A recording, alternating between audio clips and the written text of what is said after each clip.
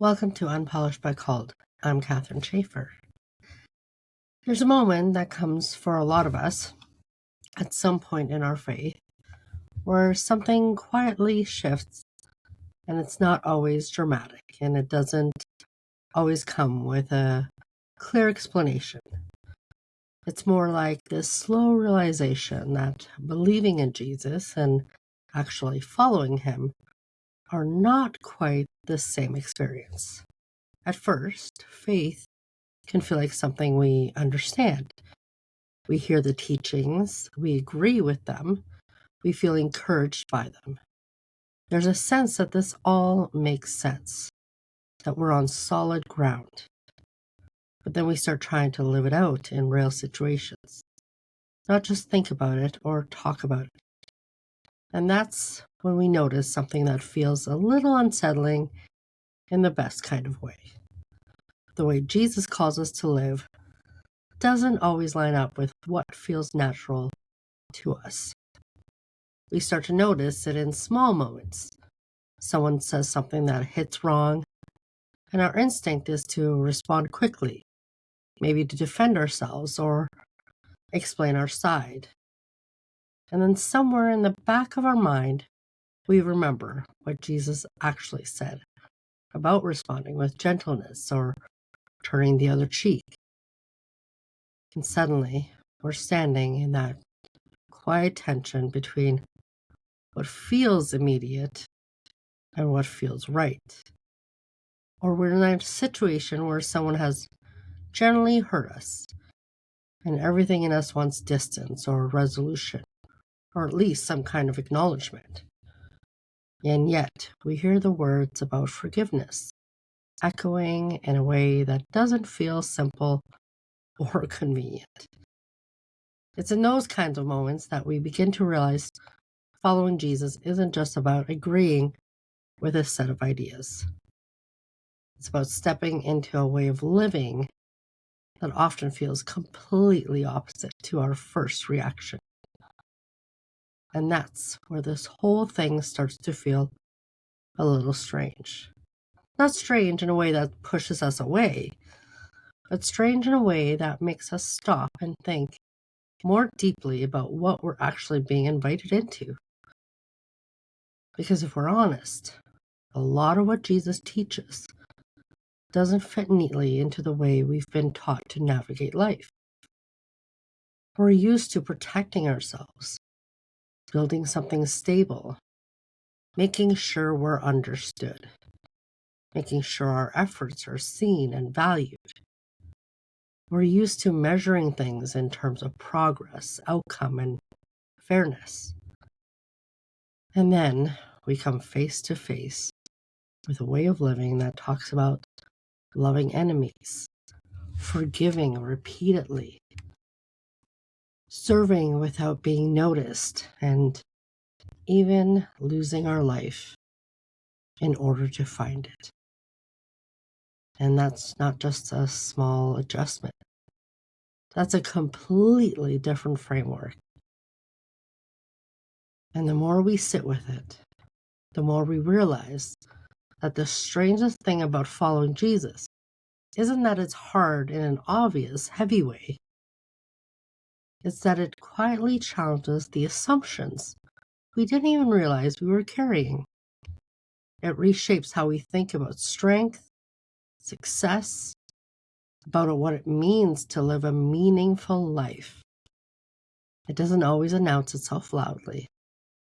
Most of the time, it shows up in the middle of normal, everyday situations where we're just trying to respond in the moment. And suddenly, we're aware that there's another way to respond, one that doesn't come as naturally, but feels deeply aligned with something true. So what we're going to do today is sit in that space a little, not to overcomplicate it and not to make it feel heavier than it needs to be, but to recognize something important. If following Jesus sometimes feels like it runs opposite to our instincts, that's not a sign that we're failing at it.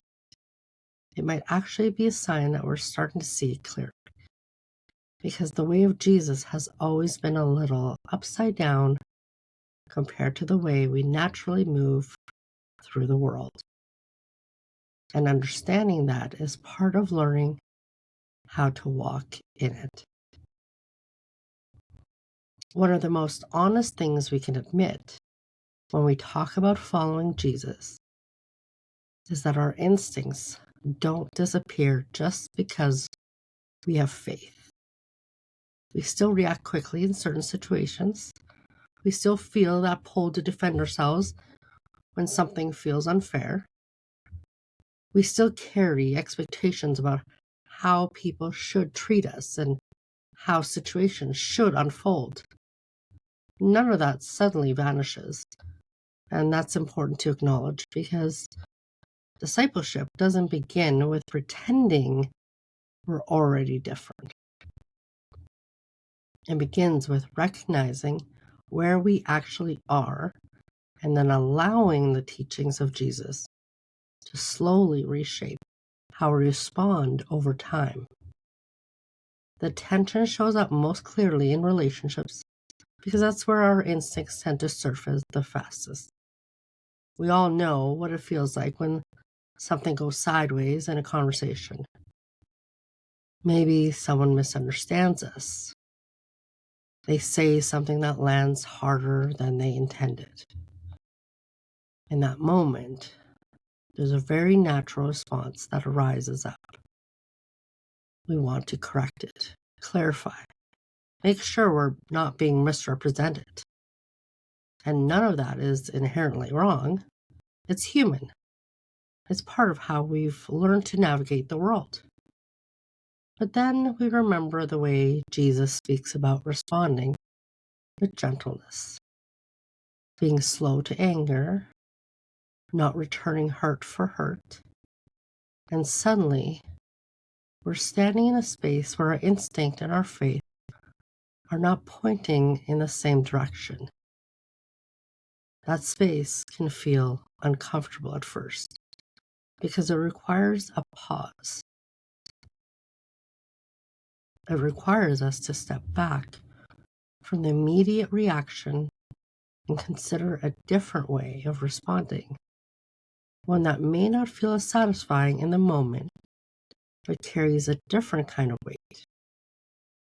And that's where we begin to see that following Jesus is not about suppressing our humanity, but about allowing it to be shaped.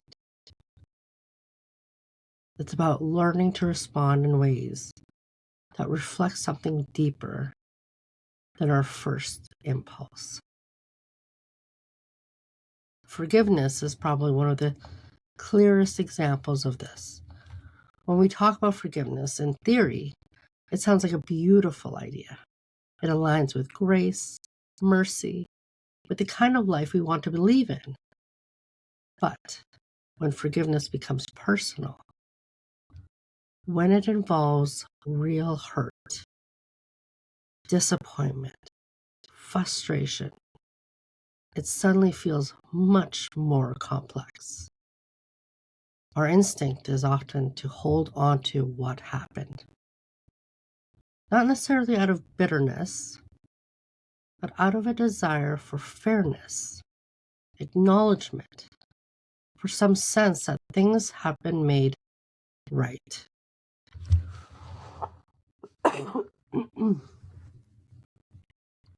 And yet, Jesus doesn't present forgiveness as something we offer once everything has been resolved. He presents it as a posture we carry, a way of living that reflects the grace we've received, even when situations remain imperfect. That doesn't mean ignoring boundaries or pretending that hurt didn't happen. But it does mean we begin to loosen our grip on the need to carry that hurt as a defining part of the relationship. And that is not something we arrive at naturally. It's something we learn slowly, often through repeated moments where we choose to release instead of hold on. The same pattern shows up in the way Jesus talks about love. Loving people who are easy to love fits comfortably within our instincts. It feels natural to care for people who understand us, who respond well to us, who move through life in ways that feel aligned with ours. But Jesus stretches that definition in a way that can feel almost unreasonable at first. He talks about loving enemies, about doing good to those who don't return it, about responding to hostility with kindness. That kind of love doesn't come from convenience. It comes from a deeper source. It requires us to draw from something beyond our immediate feelings, rooted in the character of God rather than the behavior of the person in front of us. And learning to live that way takes time because it involves unlearning some of the patterns we've relied on for years. It asks us to move away from a transactional view of relationships where we respond based on how we're treated, and toward a posture where we respond based on who we are becoming. Then there's the question of recognition, which is something we don't always talk about openly, but quietly shapes how we live.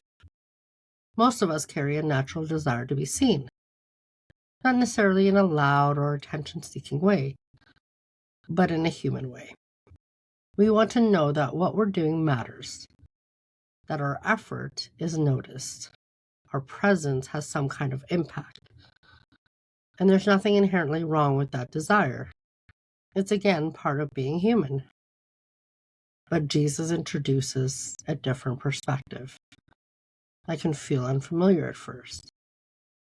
He talks about giving in secret, serving without drawing attention, about doing things that may never be acknowledged publicly.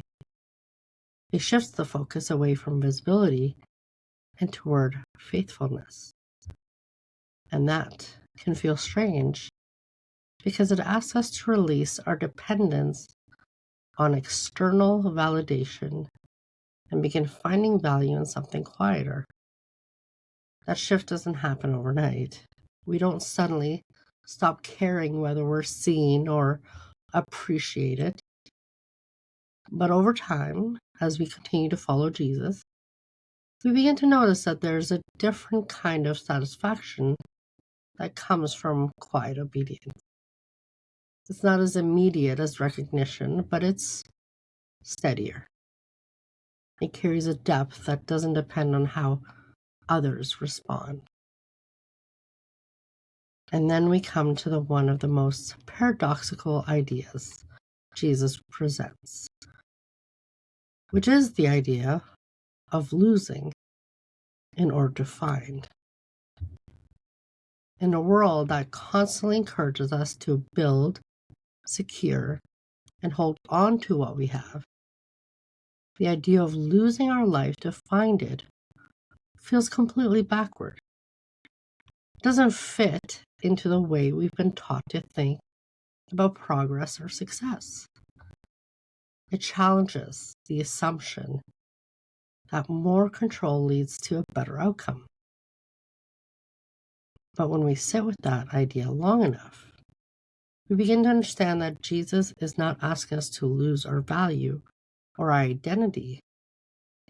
He's inviting us to release the need to control every outcome, to trust that the life we're building is not something we have to carry on our own. And that kind of trust grows slowly, often through situations where we're asked to let go in small ways before we ever face anything larger. We choose patience instead of forcing a situation to resolve quickly. We choose honesty instead of protecting our image. We choose humility instead of proving our point. And none of those choices feel particularly impressive in the moment.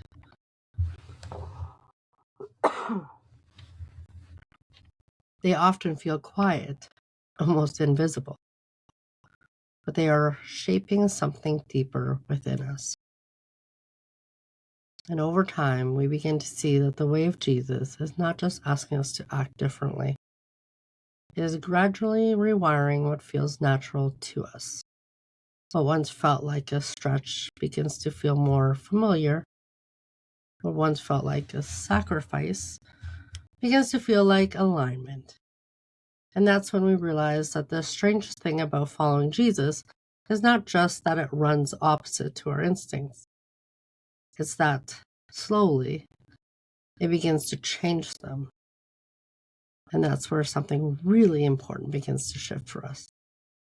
Because once we recognize that following Jesus starts to change our instincts, we also begin to see that this isn't just about isolated decisions here and there. It's not just about choosing patience in one moment or forgiveness in another. What's actually happening is much deeper than that. Over time, we're being invited into an entirely different way of seeing life itself. A way that doesn't operate on the same logic we're used to. At first, that can feel disorienting because most of us have spent years, if not decades, learning how the world works. We've learned what gets rewarded, earns respect, keeps us safe, what helps us move forward. We've developed patterns that make sense within that framework. Work hard, build something, protect what matters, make sure you're understood, make sure you don't fall behind. None of those things feel unreasonable. In fact, they feel responsible. But then we keep walking with Jesus, and we begin to notice that the way he talks about life doesn't always reinforce those patterns. Instead, it gently but consistently challenges them. Not in a way that leaves us lost, but in a way that asks us to reconsider what we thought was most important. We start to see that strength in the way of Jesus doesn't always look like proving ourselves. It looks like restraint. Choosing not to say everything we could say in a moment where we feel justified. Absorbing a little bit of discomfort instead of pushing it back onto someone else. That kind of strength doesn't draw attention to itself, but it carries a quiet authority that is very different from what we're used to seeing. We also begin to see that success in the way of Jesus isn't measured the way we naturally measure it. We're used to looking at outcomes, visible progress, results that can be pointed to and recognized. But Jesus consistently points to something else. Faithfulness, obedience, the condition of the heart. And those things don't always show up in ways that can be easily measured. That can feel frustrating at times, but because we like clarity. We like knowing whether we're doing well, whether we're moving in the right direction. But following Jesus often asks us to keep going even when the results aren't immediate visible. To trust that something real is happening beneath the surface, even if it doesn't look impressive on the outside. And then there's the way Jesus redefines what it means to live a full life. We're used to thinking about fullness in terms of accumulation, more stability, security, control, certainty. But Jesus speaks about life in a way that seems almost counterintuitive. He talks about giving rather than holding, serving rather than positioning ourselves, losing in order to find. And at first, that can feel like we're being asked to step into something that doesn't make practical sense. It can feel like we're moving against the current of everything we've been taught. But over time, something begins to change in the way we experience those choices. We start to notice that when we hold on to everything tightly, we feel the weight of it, the pressure to maintain it, protect, manage it all. But when we begin to loosen that grip, even in small ways, there's a different kind of freedom that starts to emerge. Not because life becomes easier, because we're no longer carrying it in the same way. That's part of the upside down nature of the kingdom Jesus describes. It doesn't remove responsibility. It transforms how we carry it. And this is where the shift becomes less theoretical and more personal, because we start to see this play out in everyday life, in the way we handle a conversation that could go in two different directions, in the way we respond when something doesn't go the way we hoped, the way we treat people who may never treat us the same way in return. These are not dramatic moments. They don't feel like turning points when they happen, but they are shaping us, decision by decision, into people who reflect a different kind of life. And slowly, we begin to realize that the teachings of Jesus are not just asking us to behave differently. They are inviting us into a different kind of freedom, a freedom that doesn't depend on controlling every outcome, on being right in every situation, or on being seen and validated in everything we do. It's a freedom that comes from trusting that the way of Jesus, even when it feels unfamiliar, is leading us somewhere deeper than we could have planned on our own. And that trust grows quietly. It grows as we keep choosing to follow, even when it feels counterintuitive. It grows as we see small glimpses of change in how we respond, think, how we relate to people. It grows as we begin to recognize that what once felt unnatural is starting to feel more like alignment. Not perfectly, not all at once, but steadily. And that's when something clicks for us. The strangest thing about following Jesus isn't just that it runs opposite to our instincts. It's that over time it forms new ones. It reshapes what we value, redefines what we call strength. It changes how we understand success, and invites us into a life that may not look impressive on the outside, but carries a depth and steadiness that is hard to explain any other way.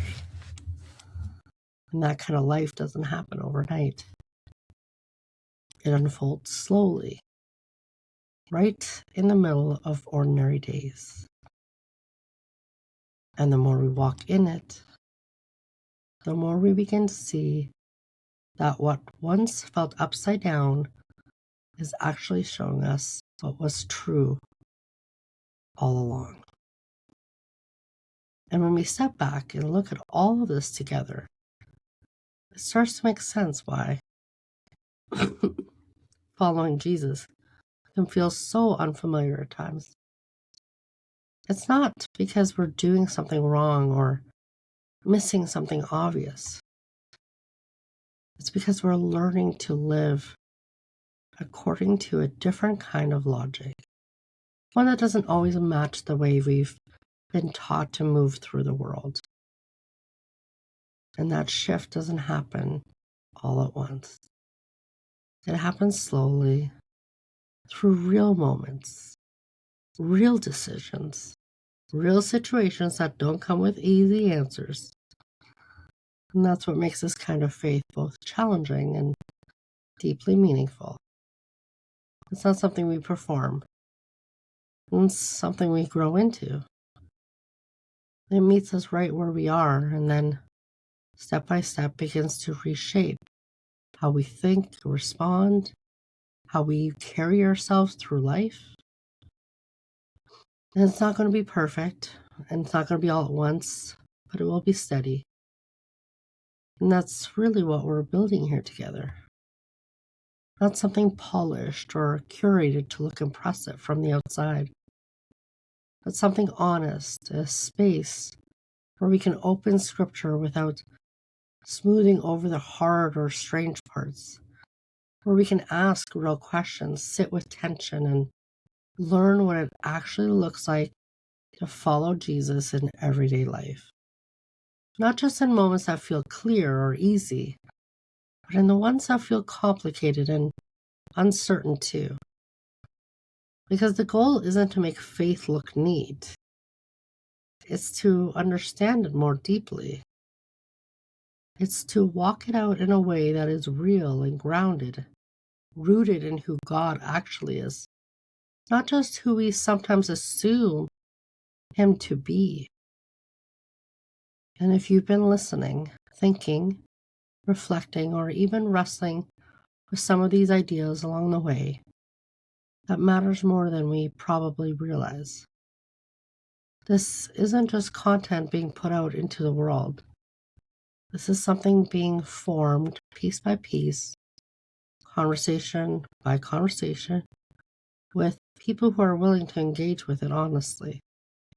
So wherever you are in your own walk right now, whether this feels clear or whether it still feels like you're sorting through it, just know you're not walking through it alone. We're in this together, learning as we go, letting God shape what doesn't come naturally yet. If you want to go deeper into any of this, everything connected to the podcast lives in the show notes, including the 5-day Start Here guide and the other pieces of what we're building here. You can also find me on Facebook if you would like to connect more one-on-one under Kathrin Shaffer. Otherwise, thank you for sitting in this conversation with me, and we'll talk again soon.